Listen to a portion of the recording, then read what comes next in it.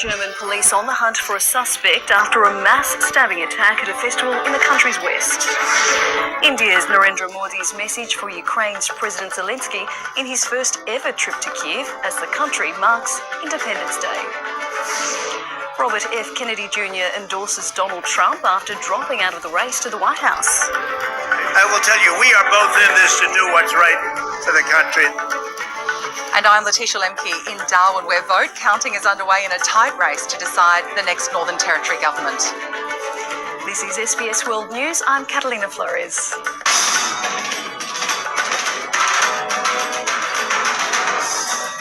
Good evening. At least 3 people have been killed in a stabbing attack at a festival in Western Germany.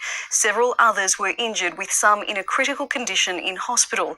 It happened in Zollingen, about 25 kilometres from Dusseldorf. Police say the lone attacker fled the scene and is still at large. These streets were supposed to be lined with thousands of people celebrating their city, but in their place, forensic investigators searching for evidence and heavily armed police staying close, guarding the crime scene. The attack happened just before 9:30 p.m. German time. Police say they were alerted to multiple people being stabbed, seemingly at random, at Fraunhof, a central square where revellers were enjoying live music. Festival organisers quick to shut down the event, urging for calm as people evacuated the area. Bitte überall mal eben ganz kurz Ruhe. Weil wir möchten jetzt bitte, dass keine Panik ausbricht. Aber wir haben durch einen Messerstecher am Fraunhof sehr, sehr viele Schwerverletzte. Und wir möchten euch bitten, dass ihr geht. In aller Ruhe bitte die Augen aufhaltet. Ja, denn leider ist der Täter nicht gefasst. Police have confirmed the suspect used a knife and fled the scene, sparking a major manhunt for the lone attacker, stretching well into the night and this morning, and beyond the confines of the city. Authorities working off the few details they had on the identity of the perpetrator and were unable to rule out if there was a threat to the wider public. Aber zu einer Motivationslage ist uns natürlich nichts mitgeteilt worden. Wir sind natürlich auch noch dringend auf Zeugenhinweise angewiesen, Videos, Fotos, wir nehmen alles, die Polizei Wuppertal. In a post to social media, Zollingen's mayor said, "We are all in shock, fright and great sadness. I have tears in my eyes when I think of those we have lost. I pray for those who are still fighting for their lives. Also, to all the people who had to witness this, I have great sympathies." Das ist ein ganz schlimmes Ereignis. That's really horrific what has happened, and even if you keep thinking about the dangerous situation we live in, something like that really knocks you out. There's been concern about an increase in knife violence in Germany, with tough new laws proposed to restrict the length of blades carried in public. The now cancelled festival was supposed to run until Sunday, with around 160,000 residents enjoying live music, food and acrobatics. Future anniversaries likely to strike a more sombre tone. Phoebe Dees, SBS World News. India's Prime Minister Narendra Modi has urged Volodymyr Zelensky to sit down for peace talks with Russia as he made his first ever trip to Ukraine. Despite concerns about Mr Modi's ties to Vladimir Putin, Kyiv has welcomed the visit, part of a renewed attempt to gain support from the global south. A Modi bear hug for Volodymyr Zelensky and a hand on the shoulder as the leaders viewed a monument dedicated to Ukrainian children killed during the war. The tone of the greeting and the venue chosen, both highly symbolic. The Indian Prime Minister was criticised by Western leaders and President Zelensky himself over the embrace he gave Vladimir Putin just hours after a Russian strike on a Kyiv children's hospital. Narendra Modi sees himself as a potential peacemaker. Kyiv is wary of the Indian leader's long friendship with Vladimir Putin and India's close economic and defence ties to Russia. Prime Minister Modi has never condemned the invasion. But Ukraine thinks New Delhi's influence over Moscow could prove useful. India will play this role. I think that India began to recognize that this is not just conflict, it's real war of one man, and his name is Putin.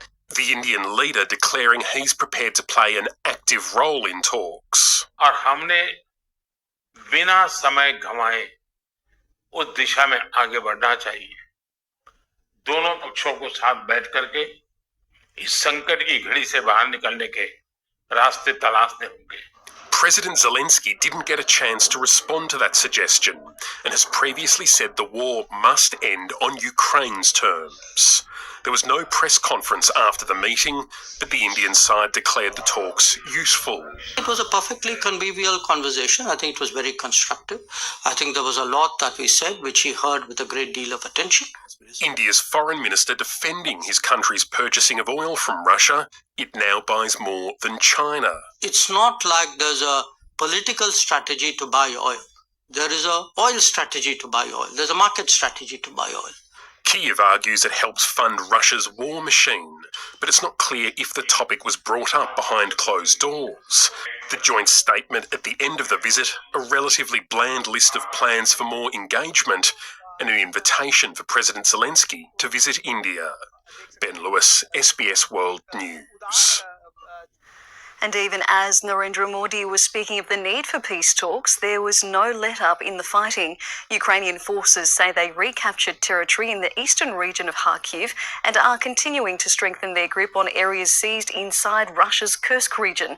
But further south, Ukraine continued to evacuate civilians from Pokrovsk as Russian forces close in on the strategic town.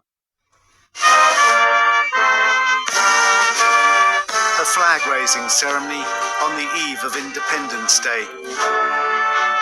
And for the first time in months, Ukraine has something to celebrate.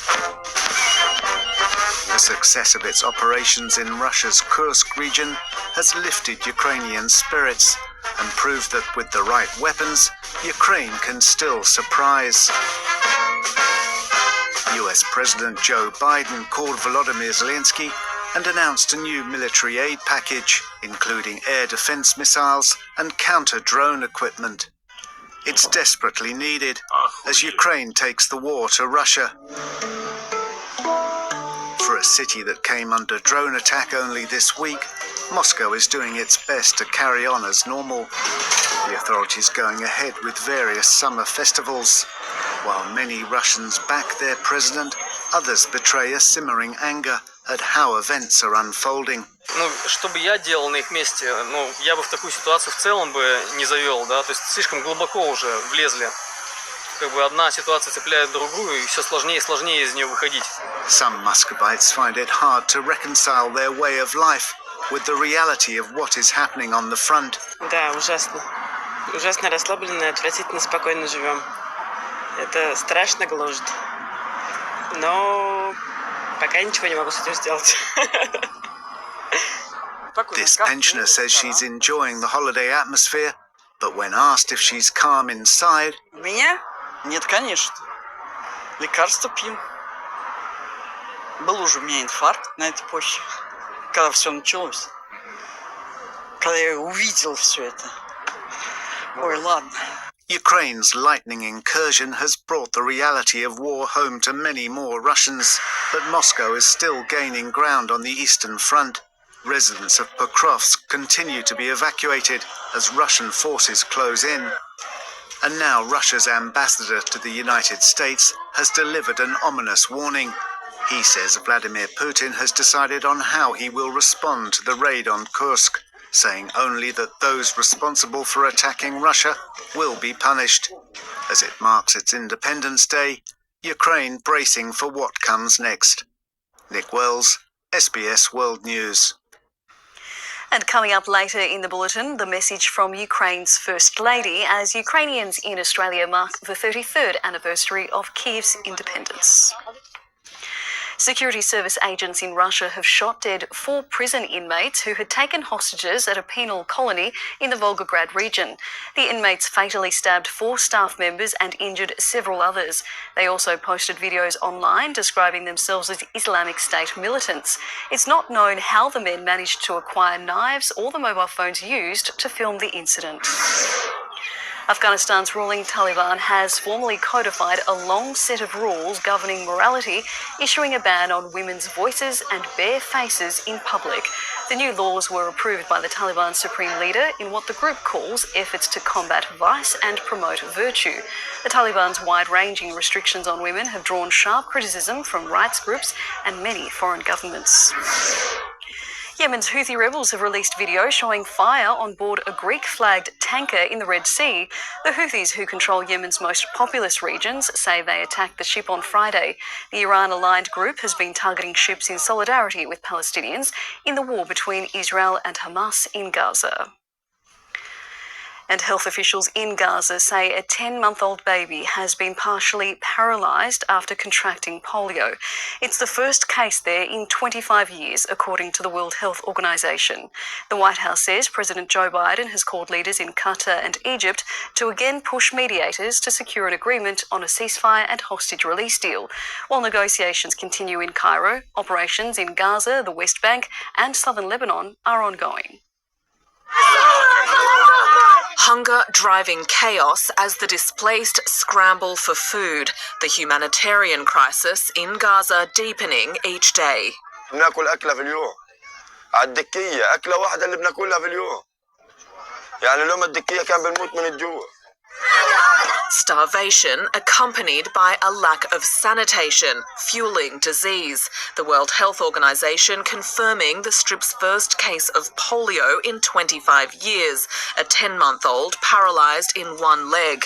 The highly contagious and potentially fatal virus was detected in wastewater in June, the UN pushing for a week-long pause in fighting to vaccinate more than 640,000 children. But with current ceasefire talks still deadlocked, Israel's military operations push on. This man crying over his sister's body, one of several killed by Israeli shelling in Jabalia in Gaza's north. In southern Han Yunis, the already displaced fleeing again to avoid ongoing airstrikes, the latest there claiming 12 lives, including 2 children and a woman. The IDF reportedly establishing a military corridor through the centre of Gaza to divide the Strip as their operations ramp up on multiple fronts. In the occupied West Bank, air raids on a refugee camp left 3 Palestinians dead on Thursday. The IDF said it was targeting armed militants. And to the north, the sky over the Israel-Lebanon border lit up. Hezbollah rockets targeting Israeli military positions, most intercepted, but 2 northern Israeli homes were hit. While Israel's attacks on southern Lebanon left at least 8 fighters and 1 child dead. Israel also still on alert for a possible Iranian attack if a ceasefire deal falls through, the US insisting talks are progressing. There's been press reporting out there that, they're near collapse. That is not accurate. There has been progress made. We need now for both sides to come together and work towards implementation. In Israel, relatives of hostages met with Prime Minister Benjamin Netanyahu, some left with hope, some with despair. אני אישית יצאתי משם בתחושה כבדה וקשה שזה לא הולך לקרות בקרוב. Lives of hostages and Palestinians in Gaza hanging in the balance. Alexandra Jones, SBS World News. Coming up, Italian prosecutors launch a manslaughter probe over the sunken super yacht off Sicily. A perilous rescue effort for millions across Bangladesh as floodwaters isolate communities. And we'll get the latest from Darwin as Territorians decide who will lead the top end.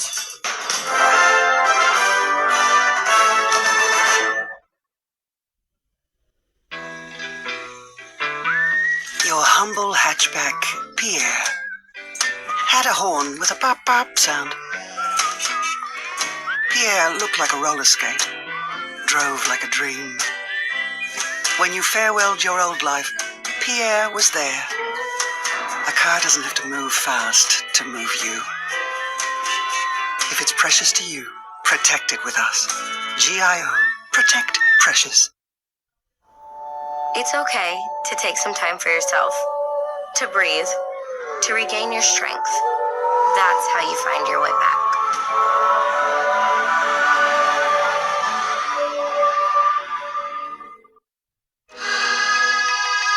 I love having red energy on my team, and I think you will too. So, if you want real Aussie energy, give Red a call today on 131 806.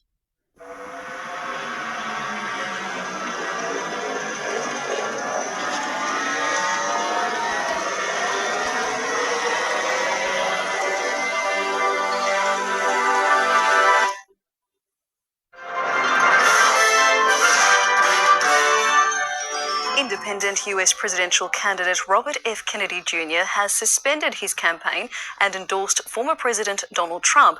Appearing on stage together at a rally in Arizona, the two acknowledged their differences but said they had found common ground. Mr. Kennedy's withdrawal is not expected to affect the race substantially, but his endorsement is being welcomed as a political coup by the Trump campaign. He is a great person. I've known him for so long. For the past 16 months, Robert F. Kennedy Jr. Proving yet again just how much political capital still rides on the Kennedy name, Donald Trump basked in the outpouring of support for his latest acquisition. Mr. Trump grabbing the opportunity to play to his gallery. I will establish a new independent presidential commission on assassination attempts. And they will be tasked with releasing all of the remaining documents pertaining to the assassination of President John F. Kennedy. For his part, Robert F. Kennedy Jr., one-time Democrat, while accepting the ideological differences that separated them, chose instead to highlight the issues that brought them together. And don't you want a president who's going to get us out of the wars and who's going to rebuild the middle class in this country? His siblings not seeing it his way, with 5 of the Kennedy clan issuing this joint statement, which read in part, "Our brother Bobby's decision to endorse Trump today is a betrayal of the values that our father and our family hold most dear. It's a sad ending to a sad story." A decision Mr. Kennedy revealed was as polarizing as it was convincing. This decision is agonizing for me because of the difficulties it causes my wife and my children and my friends. But I have the certainty that this is what I've meant to do.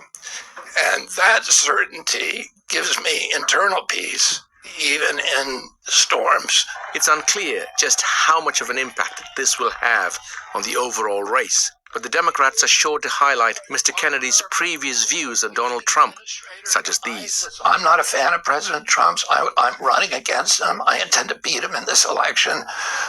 I want to beat him on a level playing field. Mr. Kennedy, who has become known for his opposition to vaccines and for his promotion of conspiracy theories, will now also go down in history as the only Kennedy to endorse Donald Trump. Edmund Roy, SBS World News. Several US Secret Service agents have been placed on administrative leave over last month's assassination attempt against Donald Trump. According to US media, they include the head of the Pittsburgh field office that coordinated security and a member of Mr. Trump's personal detail.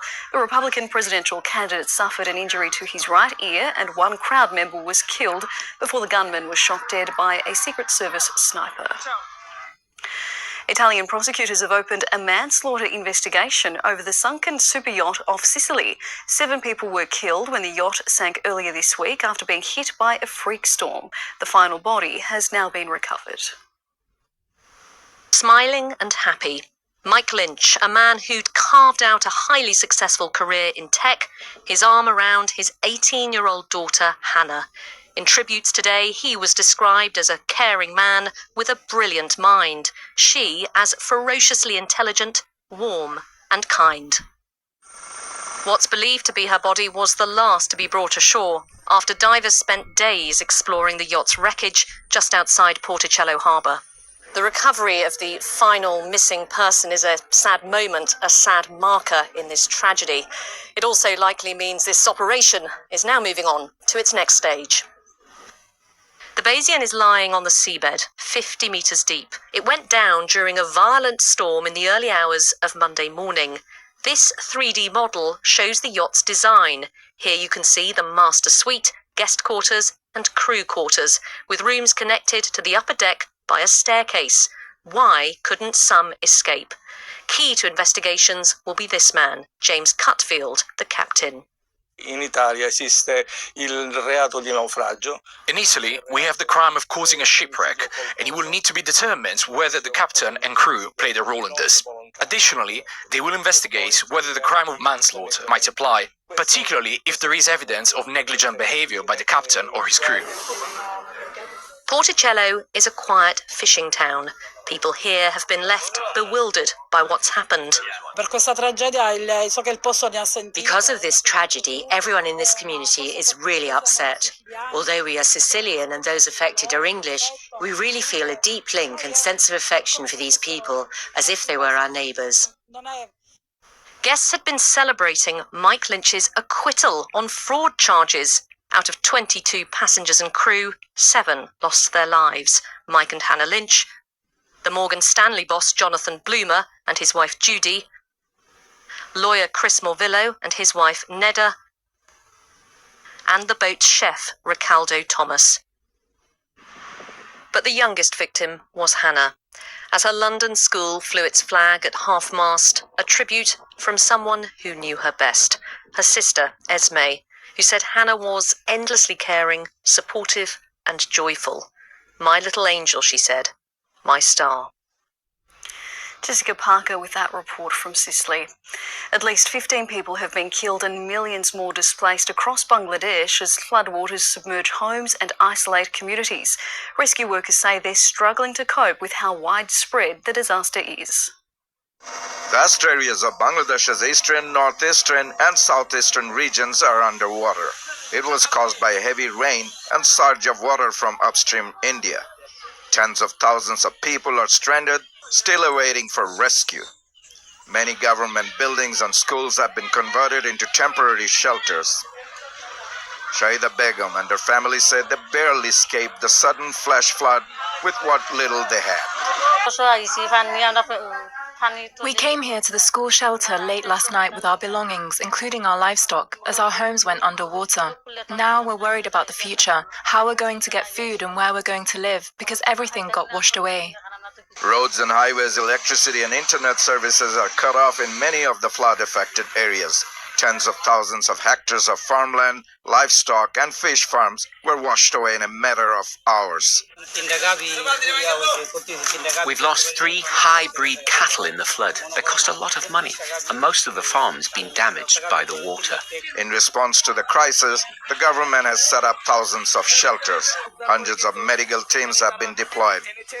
Volunteers along with Army, Navy and Coast Guard rescuers are scrambling to rescue people in flooded communities. The area I am in is in a really bad way. Some of the village homes are submerged up to their roofs.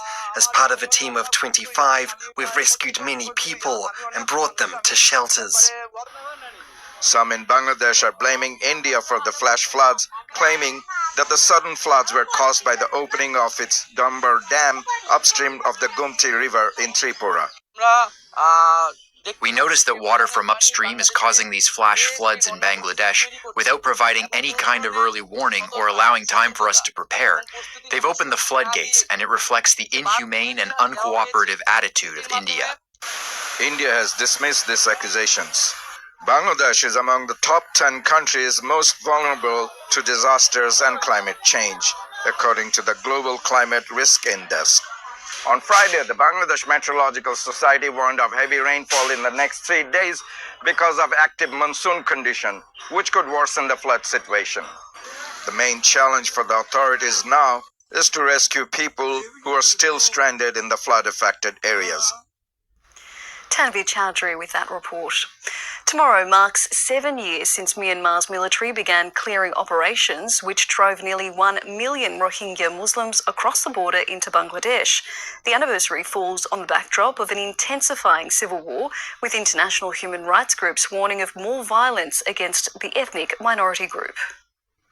August 2017, Rohingya Muslims forced from their homes, escaping deadly violence aimed at them. Myanmar security forces and its allies wiped out villages. brutally killing thousands of people and forcing 730,000 more refugees to flee across the border to Bangladesh. It caused a desperate humanitarian crisis. Now, human rights groups say that history is repeating. Since May, thousands more Rohingyas are believed to have fled Myanmar's Rakhine state, caught in the middle of escalating violence between the ruling military junta and rebel group, the Arakan Army. Despite the world saying never again, we are once more witnessing killings, destruction and displacement in Rakhine. The UN raising concerns of renewed organised violence against members of the Rohingya minority, accusing warring sides of serious human rights violations. This includes extrajudicial killings, some involving beheadings, abductions, forced recruitment, indiscriminate bombardments of towns and villages using drones and artillery, and arson attacks. The violence is at odds with the 5-point consensus, an agreed plan for peace and security by the Myanmar military and ASEAN nations. With the loss of international allies, the junta has lent on China, who now supplies it with weaponry. China maintains an open and public posture of pushing for peace and towards a long-term political resolution. Their main interest will be in preserving their relationship with the military government. China says it's committed to respecting its neighbours' sovereignty and a Myanmar-led peace process. The UN is warning the international community that inaction risks a return to scenes reminiscent of 2017. Georgia Ma, SBS World News. A rescue operation is underway after a woman fell into an 8-metre deep sinkhole in Malaysia's capital, Kuala Lumpur. Witnesses say the woman was walking along a pavement when it suddenly caved in. She has been identified as a 48-year-old tourist from India. Rescuers have barricaded the area and are using an excavator to clear debris. Vote counting is underway in the top end in what's expected to be a tight race to decide the territory's next government. Letitia Lemke has been out in the major battlegrounds of Greater Darwin and Palmerston talking to locals about what's driving their vote. She joins us now from the ALP election base in Darwin. Good evening, Letitia. What's the mood among the Labor Party faithful there? Well, the mood here is high, but the night is still young, and after 8 years of Labor in power, political pundits are predicting a shift to the Country Liberal Party this election. We've been out at the polling booths, people have been trickling in all day, and their message has been mixed. I voted for Greens for environmental and also education reasons. Mostly environmental issues facing the NT. For me, that's my main concern. The crime issue in Palmerston really needs to be dealt with because there's a lot going on, and also Indigenous representatives would be a bonus. Law and order obviously is a big one, and the economy. Disappointing things being no one's talking about policies, it's just promises and then slaying off the other side. To form majority government, both major parties or either major party will need to win 13 of the Northern Territory's 25 seats. Currently Labor has 14, the CLP 7 and 4 are held by independents. Notably, the Greens could pick up their first seat in the Northern Territory Parliament this election with deep divides over environmental issues like fracking. And Letitia, when are we expecting to hear results? Well, the election could be called as early as tonight, but it could also take some time. In the Northern Territory, we have a low population, a small population, I should say, and low voter turnout. So it can come down to a handful of ballots, as it has in the past. And with thousands of postal votes flowing in until September 6th, not even political leaders were willing to back themselves in as winners today. It's a bit like playing sport. You have to do all the hard work and the grand final takes care of itself. Sometimes there's a bit of luck. We saw that last election. CLP could have only had 2 seats again, but they won, I think it was 4 or so, with less than 2% of the vote. We're taking nothing for granted. The CLP will be out working incredibly hard until 6 p.m. tonight to make sure every single Territorian understands how important their vote is and that the choice they have could change the Territory for the better. Vote counting will continue until 11 o'clock tonight. An interesting night ahead. Thank you very much, Northern Territory correspondent Letitia Lemke. Police in Melbourne are investigating the death of a man in the city's west. Officers were called to a park in Derrimut after reports a man with stab wounds was found on Lennon Parkway in the early hours of this morning. Emergency services attempted to revive the 28-year-old, but he died at the scene. Police say the circumstances remain unclear and a crime scene has been established. A woman has been charged with murder after the body of a man was found inside a surfboard bag in northern New South Wales. A crime scene was set up after the body was located on the driveway of a rural property in Darkwood, west of Coffs Harbour. Police say the murder charge is domestic violence related and they will allege in court the man and woman were known to each other. Police in Sydney's west are trying to determine how a man died after his body was found at a park in Auburn just before 7 this morning. The man, believed to be in his early 30s, was found with a head injury. Officers performed CPR, but he could not be revived. Police are treating the case as suspicious. The West Australian Government has announced a $7.2 million recovery package to replant trees lost to shot hole borers. So far, 3,000 trees have been cut down in Perth after being infected. Native to Southeast Asia, the tiny beetles were first detected in WA in 2021 and have recently spread beyond its quarantine zones. These grants will be available to state government agencies, local government and indeed private landholders who sadly had their trees removed. Authorities in WA are reviewing a quarantine boundary area in Perth following concerns a breach could put the rest of the country's biosecurity at risk. Ukrainians around the world are gathering to mark independence from the Soviet Union in 1991. For the community in Australia, Independence Day also served as a reminder of the difficulties for Ukraine 2.5 years since Russia's invasion. The Ukrainian flag proudly displayed in the Sydney suburb of Balmain, symbolising a free nation. In Melbourne, some at this combined Catholic and Orthodox church service carry the scars of an ongoing conflict in their homeland. Faith leaders told the service Ukraine's 33 years of independence carries spiritual significance. Some believe 33 to be the age Jesus Christ was put on the cross. The bishop telling parishioners that Independence Day comes at a high price. It's not joyful celebration, it's more prayerful celebration and asking God for peace, for just peace for Ukraine. In the centre of Melbourne, a sea of yellow and blue, keeping Ukrainian culture and history alive through the generations. But among those celebrating, many who've only recently settled here. University student Alina Rybalchenko left Kyiv not long after Russia's full-scale invasion. Having Independence Day is making sure that we are still there, Ukraine is still there, and that is part of a hope that we'll be able to come and celebrate it next year. This event in Melbourne is both a celebration of independence as well as a tribute to the victims of Russia's invasion. 2.5 years on, and those people rallying here today say that struggle for Ukraine's sovereignty continues. We have been invaded on all fronts, on all sides, over many years. This is our history, unfortunately.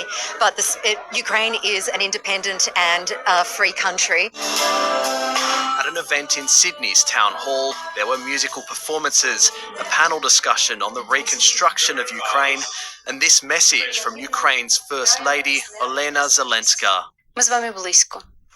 Ми на відстані небайдужості, на відстані добра. На відстані розуміння, що чужої біди в сучасному світі не буває.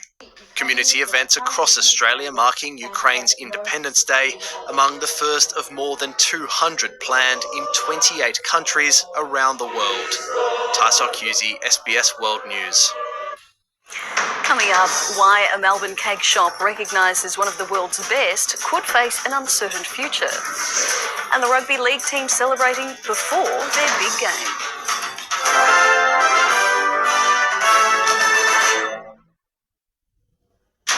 Where to from here? What's going to happen now? Will your life ever be the same? Are you really getting what's fair, not just what's offered? Talk to Slater and Gordon, and we'll take it from here.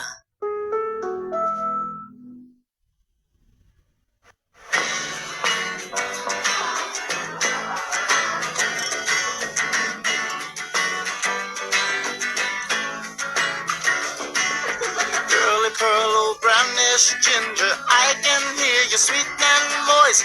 When it cools out warm and tender, I wanna hold you to me and to you.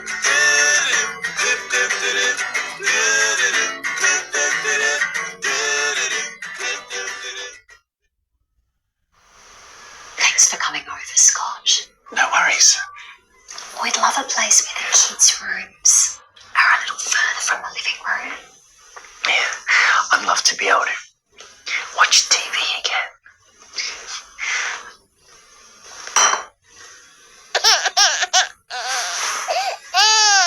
Oh, let's tailor a plan. CommBank, home lending support. You've no idea what you've started.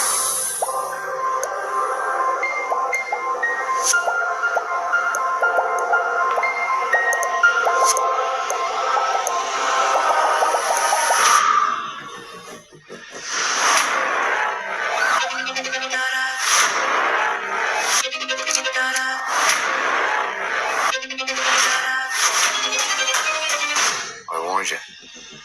Everything's changed.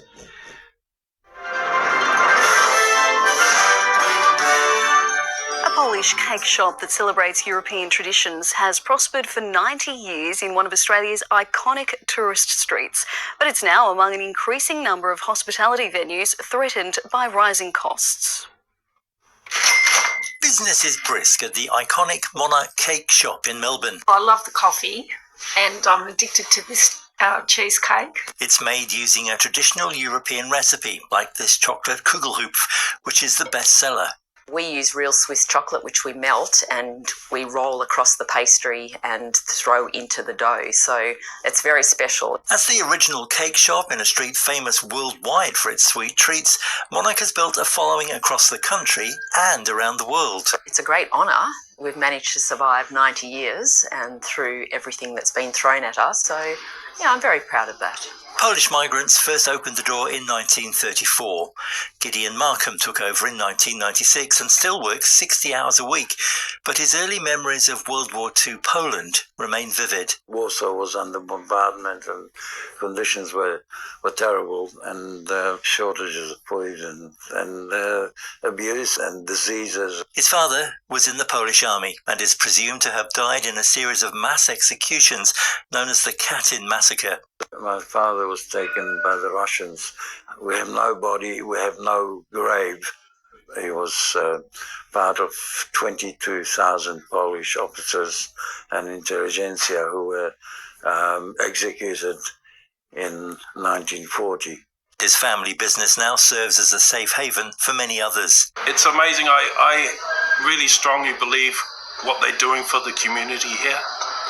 The family in the past has faced a persecution beyond words, and for them to keep their sense of humanity intact means a great deal. It's one reason a local laneway is named in their honour. We're more than just a business, we're also a community hub and a place where people can come that are in the area to sit and talk to each other. So they named the street Monarch Lane. With 1 in 11 businesses expected to collapse in the coming year, the outlook for hospitality remains bleak.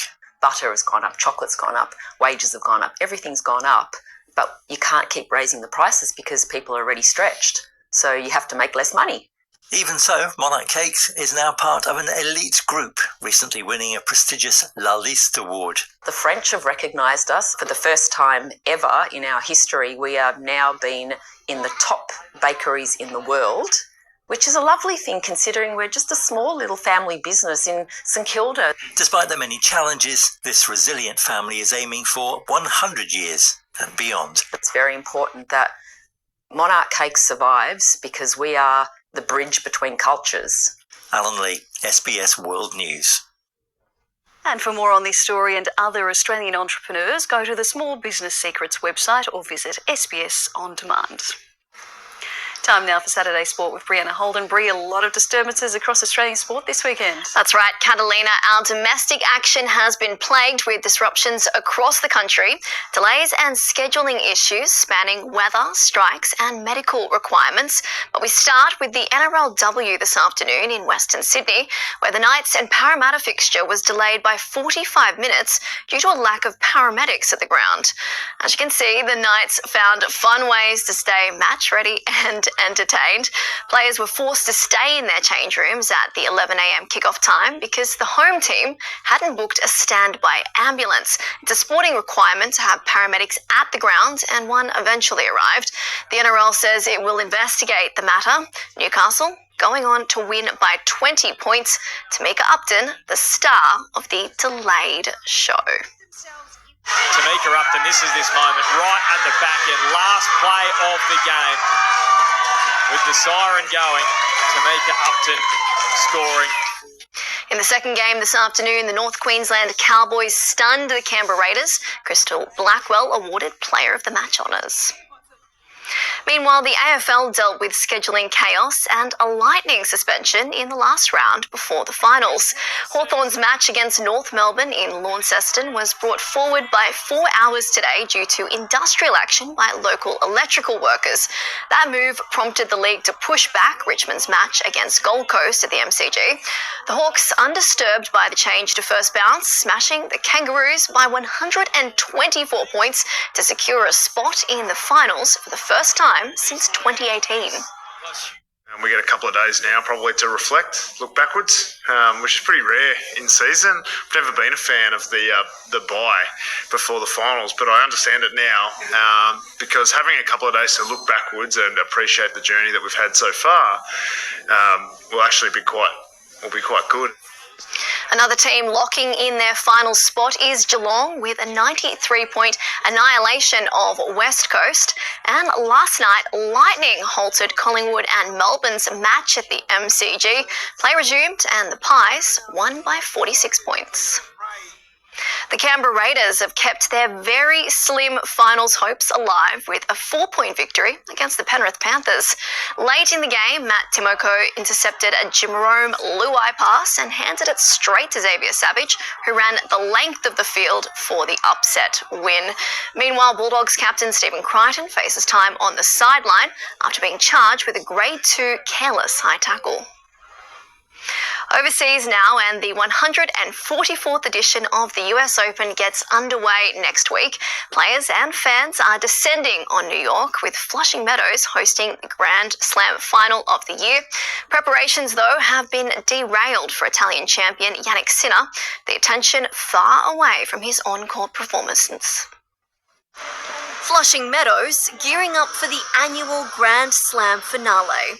But world number one Yannick Sinner's preparations overshadowed by the revelation of abnormal steroid test results. It's not ideal before a Grand Slam, but in my mind I know that I haven't done anything wrong. Despite being cleared and facing no sanction, Sinner has announced he's parting ways with his fitness trainer and physiotherapist, who he blames for the test results. Because of these mistakes, I'm not feeling that confident, to continue with them. The only thing I just need right now is just some clean air. Australia's best-ranked men's player Alex de Minaur has declared he'll compete, despite missing several tournaments with a hip injury. It was essential for me to take a little bit more time for my body to kind of heal, and the plan is to be ready and to be able to compete in New York. In the women's draw, Arina Sabalenka is once again a favourite, a final major in an emotionally and mentally challenging season for the Belarusian. Mentally, I'll become even stronger, which is I felt like there is no more gap to get stronger mentally than I am at the moment. But yeah, things showed me that actually there is. Recently, the 26-year-old returns to the court for the first time in over a month, after taking a break following the death of her ex-partner prior to the French Open. A break, she admits, may have come a little too late. Looking back, I definitely think that I should have just stopped and just kind of separate myself from tennis, just like have this little break. And Sabalenka looking to end a tough year with her hands on the US Open. Her first outing up against Australia's Priscilla Hon. In cycling, Aussie Ben O'Connor has experienced a relatively relaxed day in the Vuelta a España leaders jersey, comfortably retaining the overall lead. The West Australian set out to protect a commanding lead of nearly 5 minutes on stage 7, spanning 180 kilometres in Cordoba. Belgian Wout van Aert emerged triumphant, winning the final sprint of the stage to secure his second victory of the campaign. Such an amazing job. I don't know if people realize what it's like if you're below 60 kilo and you do that kind of pulls on the flat. I had goosebumps in the wheel and I just want to finish it off, so this is a really big one. It was a super easy day, to be fair, until the final, and then it was explosive, but I felt much better than I did in the heat today than I did earlier last week, so yeah, it was a nice day. The Australian has a lead of 4 minutes and 45 seconds, and you can watch Stage 8 tonight on SBS at 10:50 Eastern Time. An incredible 11th minute stoppage time winner has ensured Bayer Leverkusen's season started where it left off. The side let slip a 2-0 lead in the second half against Borussia Mönchengladbach before Florian Wirtz clinched the dramatic 3-2 win, slotting home a penalty rebound, the win keeping the German football champions' unbeaten streak alive in the Bundesliga. World number 1 Nelly Korda has tightened her grip on the Women's British Open at the halfway stage at St Andrews, opening a 3-shot lead over the field. The American, who is chasing her third major crown, recorded a bogey-free 4 under par 68 for the second straight day. Korda is 8 under for the tournament, 3 clear of Lilia Vu and Charlie Hull. Super satisfied, especially, I hit the ball really well today, and especially in these conditions, that's tough to do with the wind kind of swirling your whole body around. So overall, really happy with the way that today went. Hopefully I can carry that into the weekend. Australian Steph Kyriakou and Grace Kim are still in the mix. Hannah Green, Minjee Lee and Carrie Webb missed the cut. And Adam Scott has set a new course record at Castle Pines Golf Club, his best score of the year. The 44-year-old Australian recorded a 9 under par 63 in the PGA Tour playoff event in Colorado, while Rory McIlroy had a mare of a day, finishing 10 shots off the pace, so bad even his driver went for a swim and was thankfully later retrieved. And that's the day in sport. Catalina, I think his gear is certainly hoping he has an improved performance tomorrow. Indeed. Thank you so much, Bree. Well, coming up, the weather and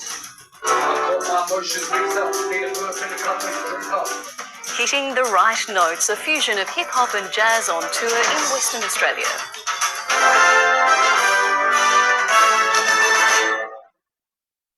Anaconda's up to 50% off Father's Day sale is on now. Spoil Dad with a huge range of camping gear, bikes, kayaks, fishing gear, clothing, footwear and more. Some exclusions apply. Up to 50% off Father's Day sale on now at Anaconda. Play more and pay less with our 10% price beat guarantee. Anaconda! Be ready to lend at Mate Your Keys. With Allianz Comprehensive Car Insurance, they're covered, the same as you. Get your quote today. Allianz. Some people reckon this is the Aussie way. Sure. But at Aussie Broadband, we reckon there's a little more to it. Like actually helping a mate when they need it. Telling it straight, without the BS. Go for the green. Always daring to do things differently. With help from the latest tech. Flowers, flowers. High performance tech grounded in Australian values. That's Aussie Broadband. That's the actual Aussie way. Get ready to unlock a world of global travel benefits. Enjoy lounge access, priority check-in and baggage service with Star Alliance Gold Status. Apply now to fast-track your way to Gold Status with the HSBC Star Alliance credit card.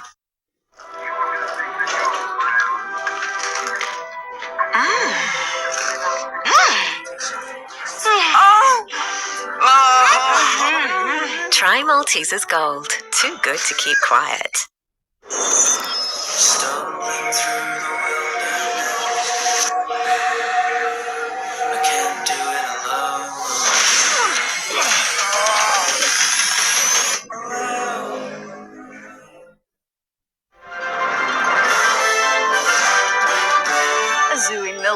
West is celebrating the birth of a southern white rhino. The 60-kilo male calf is being described as a major milestone for the zoo, with just over 10,000 southern white rhinos remaining in the wild. The calf will be named in the coming weeks through a voting competition, and keepers will continue to monitor him before he is eventually introduced to the public. And Adelaide Zoo is hosting a special 2-day teddy bears picnic this weekend to farewell Wong Wong and Fu Ni, a pair of giant pandas. The pandas have enjoyed a picnic marking their birthday every year since they arrived in 2009, but the final celebration before they head back to China is expected to be the biggest yet. The zoo will welcome 2 new giant pandas in the coming months. To the weather forecast now. Patchy mid to upper level cloud combined with thunderstorms can be seen over much of New South Wales. A moist onshore flow is producing low level cloud across much of Western Australia, South Australia, Victoria and coastal regions of Queensland. In the major centres, cloudy in Darwin and Cairns, sunny in Alice Springs and Brisbane, a shower or 2 in Sydney, showers increasing for Canberra, a possible storm in Melbourne, showers increasing in Hobart, showers and wind for Adelaide and cloudy in Perth. Looking further afield, cloudy in Apia, showers for Nadi and Port Vila, cloudy in Noumea and showers for Wellington. In Southeast Asia, thunder for Bangkok, cloudy in Kuala Lumpur, thunder for Singapore, cloudy in Jakarta and Port Moresby. Further north now, drizzle in Beijing, clear over Seoul, cloudy in Tokyo and Hong Kong, thunder in both Hanoi and Manila. Heading west, clear skies over Beirut, Tehran and Baghdad, rain for Islamabad, New Delhi and Mumbai. To Europe, rain for Stockholm, cloudy in Berlin, fine in Paris and Budapest, thunder in Istanbul and clear skies over Athens.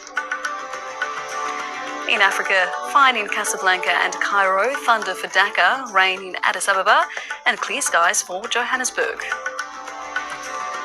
In South America, cloudy in Caracas and Bogota, thunder for Rio, clear skies over Asunción and cloudy in Buenos Aires. And for North America, fine in Toronto, showers for Chicago, thunder for Miami, and showers in Honolulu and Havana. It's an unlikely mix. The genres of hip-hop and classical jazz have merged in a unique tour in Western Australia. First Nations rapper Zero MC is joining forces with the West Australian Youth Jazz Orchestra, bringing their vibrant fusion to 6 regional towns across the state. It's not every day you hear a hip-hop artist and a jazz orchestra playing a tune together. I was like, no way, this is possible. Noongar and Jingali rapper Jaden Ahmed says music has been a big influence in his life. Known by his stage name Zero MC, his music became a powerful outlet from a young age, especially after his parents separated. Music actually helps kids express their pain and lets them tell their story through music instead of, I guess, going down that other path and just letting it out full of rage and just blaming everyone for their problems when you can just put it out on a page. He's built a solid fan base with his potent style of rap. Now the artist is breaking new ground, sharing a stage with the West Australian Youth Jazz Orchestra. Going from yourself with just the beat on stage to an 18-piece orchestra it's really different. The 18-piece band showcases a dynamic ensemble of keys, strings, bass, drums, and an array of brass instruments. Jazz feels good as well, when there's a really good groove or a great swing feel, it feels good, and it's the same with hip-hop. Vocalist Mayela Mondalani, who has Mozambican roots, believes that music, like culture, thrives when it's blended and embraced. As times change, so does music, and I think we also have to adapt, but I think it's really cool that more genres are being blended together. Because the jazz orchestra is just an ensemble, so it's a group of instruments that can collaborate with a lot of different styles, a lot of different genres. Rhythm, groove, melody and people coming together, helping craft a masterpiece. Christopher Tan, SBS World News. Recapping our top stories now, police in Western Germany are searching for a lone suspect after at least 3 people were killed in a stabbing attack at a festival. Several others remain in hospital in a critical condition. India's Prime Minister Narendra Modi has urged Ukraine's president to come to the negotiating table with Russia, but Volodymyr Zelensky is vowing to take revenge on Moscow as Ukraine marks Independence Day. Italian prosecutors have opened a manslaughter probe over the sinking of a super yacht that killed 7 people earlier this week. And vote counting is underway in the Northern Territory in what's expected to be a tight race to decide the top end's next government. That is the world this Friday. If you missed some of tonight's bulletin, you can catch up via SBS On Demand. You can also keep up to date by downloading the SBS News app and by visiting SBS News Online. I'm Catalina Flores. Thank you for your company. From the SBS World News team, good night.